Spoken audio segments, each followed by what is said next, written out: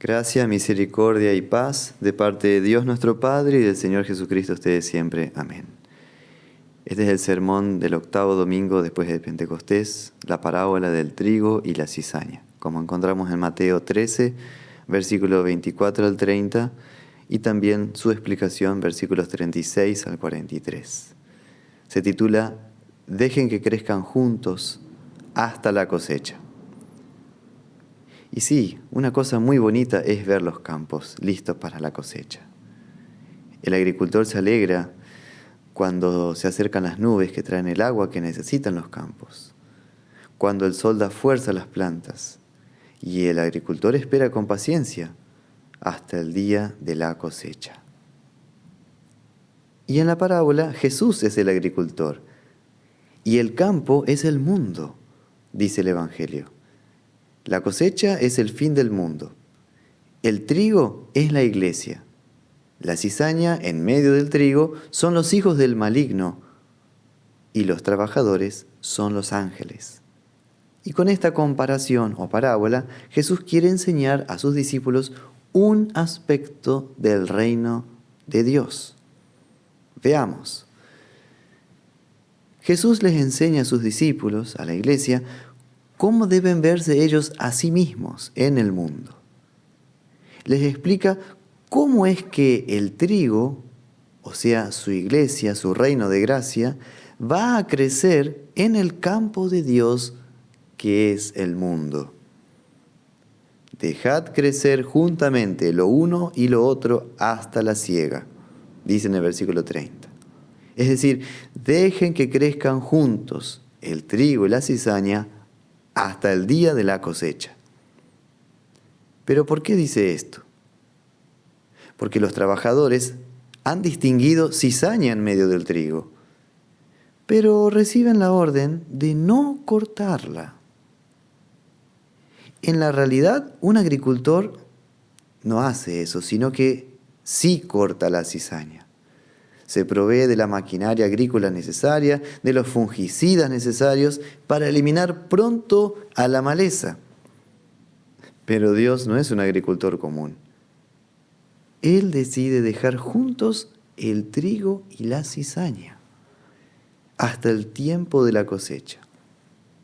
Y Él dice además la razón, el porqué de su manera de proceder. No sea que al arrancar la cizaña arranquéis también con ella el trigo. Versículo 29. Así que Dios tiene una razón para todo lo que hace, incluso en nuestra vida, aunque en el momento todavía no lo entendamos. Pero aquí sí explica su manera de obrar en la historia de la iglesia, su manera de trabajar en su campo, que es el mundo, la humanidad.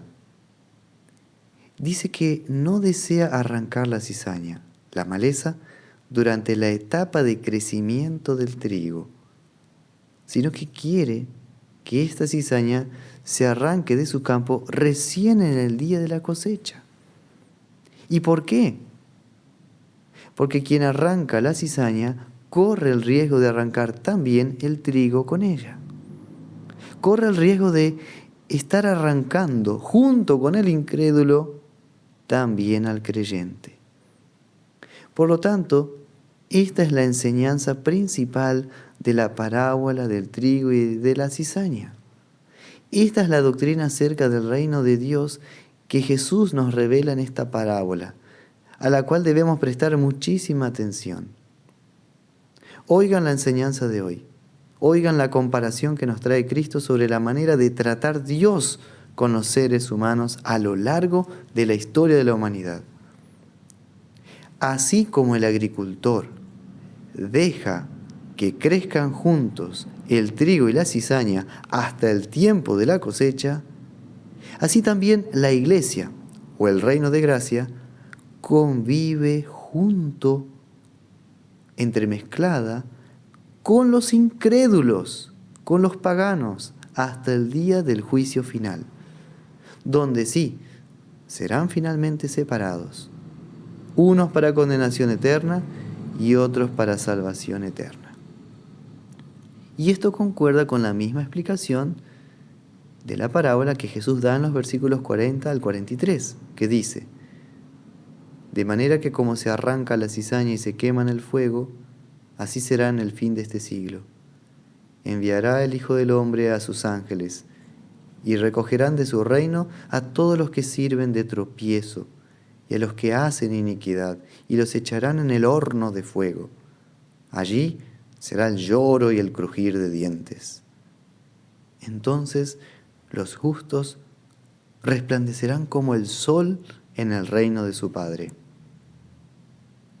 Así que, hermanos, sí, podemos distinguir, pero no cortar. Dios se encargará de cortar. Excomulgar, por ejemplo, a alguien en la iglesia es el último recurso, cuando ya se han seguido todos los pasos citados en Mateo 18. Distinguir sí, pero no juzgar. Jesús está diciendo a sus discípulos: amigos, no excluyas, no separes, no esquives, no discrimines a las demás personas. Ama a todos, a amigos y a enemigos.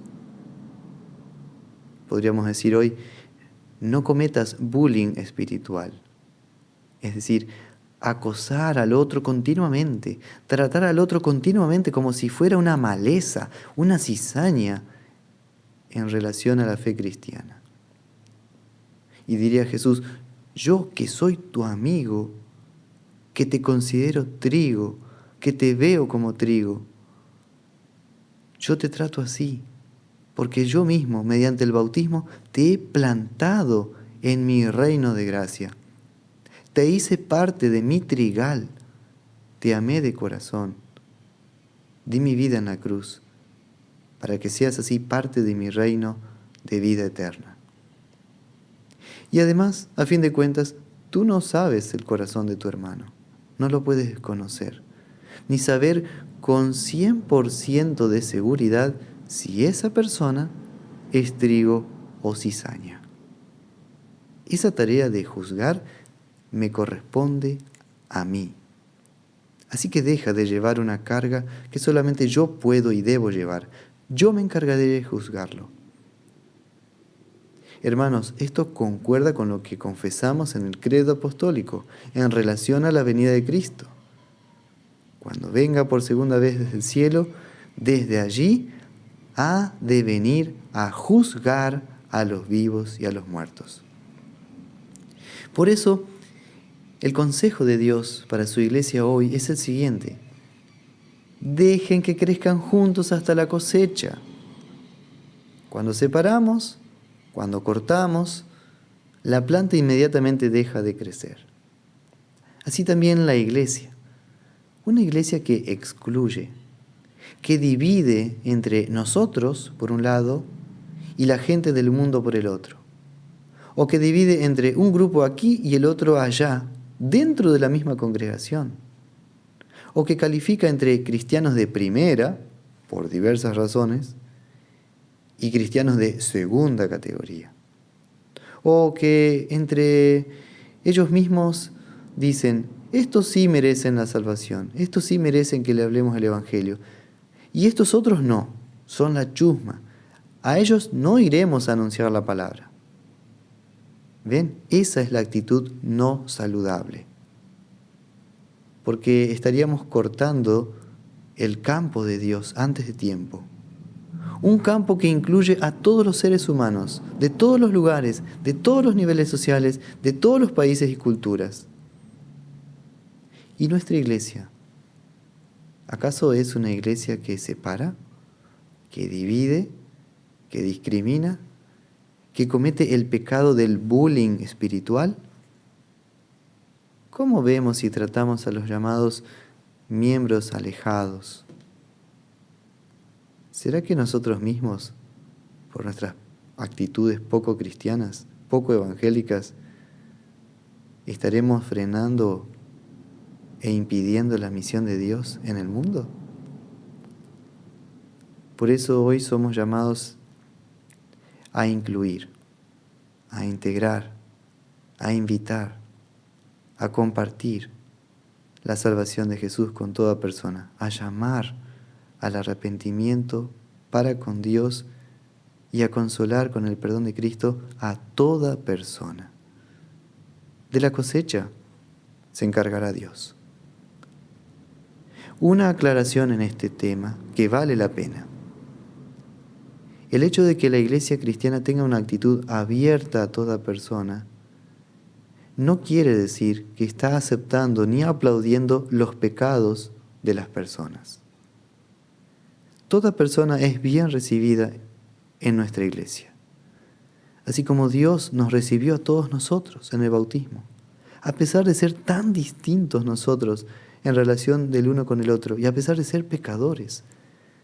Pero Dios no aceptó, ni disculpó, ni dejó pasar por alto nuestros pecados, sino que los juzgó y los condenó en la cruz de su Hijo.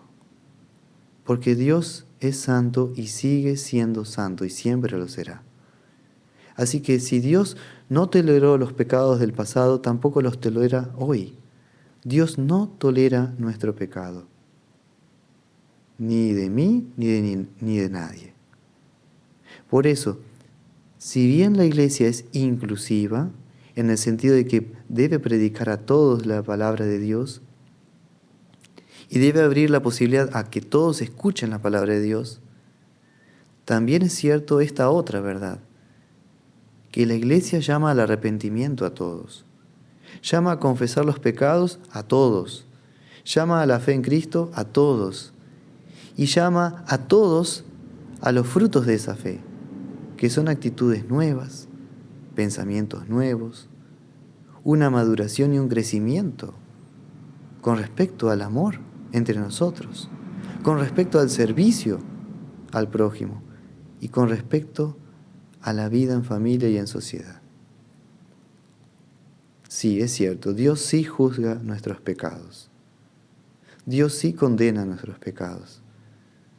Pero aquí el Evangelio trae algo maravilloso, que Dios no juzgó estos pecados en nosotros, sino que los juzgó sobre su humilde e inocente Hijo, porque en su misericordia, en su amor por todo el mundo perdido y condenado, Dios juzgó y condenó el pecado en la cruz de Cristo. Dice Isaías 53:8, que Jesús fue cortado de la tierra de los vivientes y por la rebelión de mi pueblo fue herido. Él clamó: Dios mío, ¿por qué me has desamparado? Él es Jesús. Por causa de Jesús es que Dios tiene misericordia de todos nosotros. En Jesús crucificado, Dios cortó los pecados del mundo, los condenó para siempre, de tal manera que para Él mi pecado ya no existe más, porque creo en Cristo y su justicia es nuestra por la fe. Así que por medio de Cristo, Dios ya se reconcilió con el mundo y conmigo. Por causa de Cristo, Dios también está reconciliado contigo. Por eso Dios es misericordioso. Por eso Dios sigue siendo paciente contigo, clemente y perdonador contigo. Por causa de Jesús. Nadie nos amó más que Cristo. Él es nuestro Señor, nuestro Dios amigo. Y por el bautismo Dios Padre nos unió a Jesús, porque Él es el grano de trigo santo, el trigal santo, la planta de trigo, y nosotros somos sus espigas. Sí, somos espigas de trigo preciosas para Dios, porque estamos en Cristo Jesús. Así que, como dice el Señor, miremos al mundo, miremos a la iglesia y digamos como Él. Dejemos que crezcan juntos hasta la cosecha el trigo y la cizaña. Dios no busca apartarnos del mundo. Ya nos separó para sí mismo, pero ahora nos envía al mundo para ayudar, para vivir en amor, para evangelizar en este mundo tan necesitado de amor.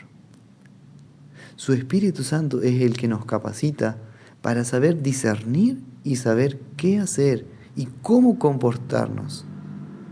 El Espíritu de Dios viene a nuestra ayuda recordándonos también lo que Jesús dijo e hizo por nosotros.